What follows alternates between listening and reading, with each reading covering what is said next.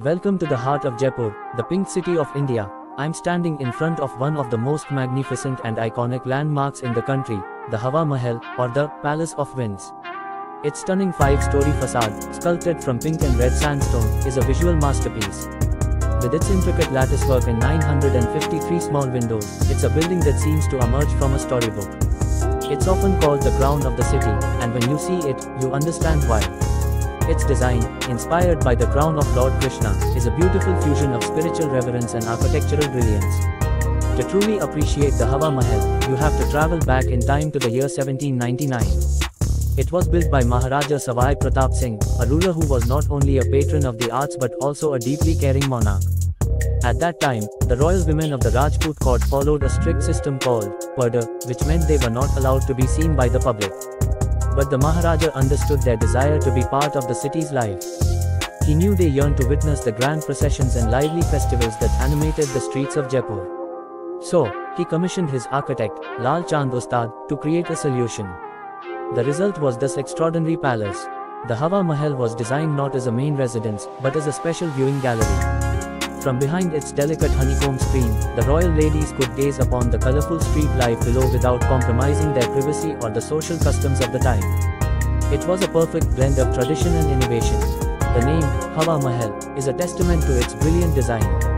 Each of the 953 windows, or jharokhas, is a small masterpiece of intricate carving.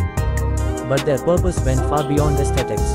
The architectural genius lies in the Venturi effect.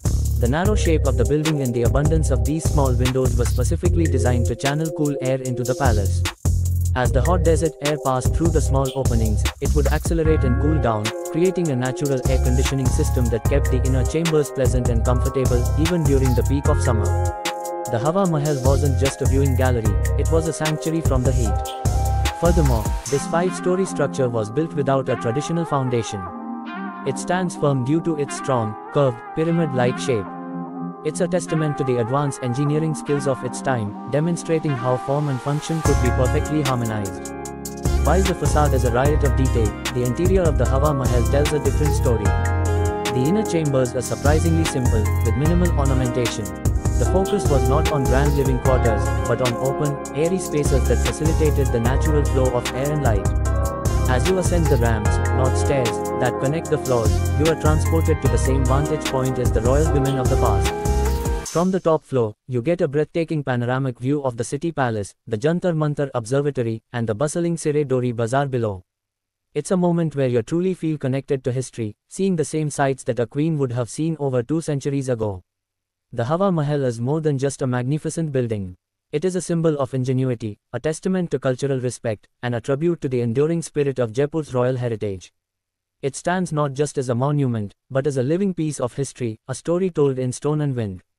As you leave, the image of its beautiful facade stays with you, a reminder of a time when beauty, practicality, and tradition were all woven into one extraordinary palace.